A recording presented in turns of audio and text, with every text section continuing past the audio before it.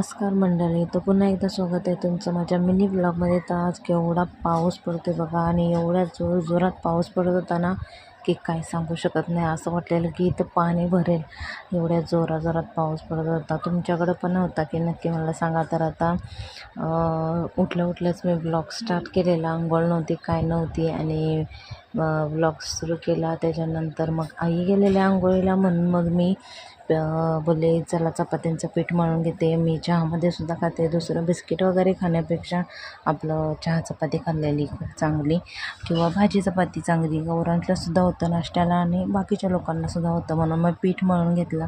त्यानंतर चपात्या वगैरे बनवल्या. मग दुपारी गौरांशला स्कूलमध्ये सोडून आले. मग जेवायला घेतलं मी. जेवणामध्ये मस्त मिक्स भाजी, वरण भात, पापड लोणचं होतं. त्याच्यानंतर मग 5 वाजले आणि मला मशीनमध्ये 10 रुपये भेटले कपडे धुतले तेव्हा.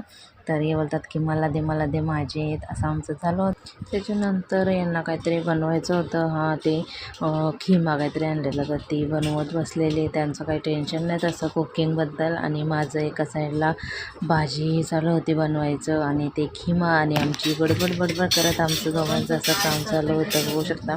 तर माझी एका साईडला भाजी चालू आहे, एका साईडला त्यांचं ते घोसाळ्याचं बनवतात. आणि बघा या बकऱ्याची जी बनलेली खातात ती बघू शकता. तुम्ही कधी खाल्ली का ते मला नक्की कमेंटमध्ये सांगा.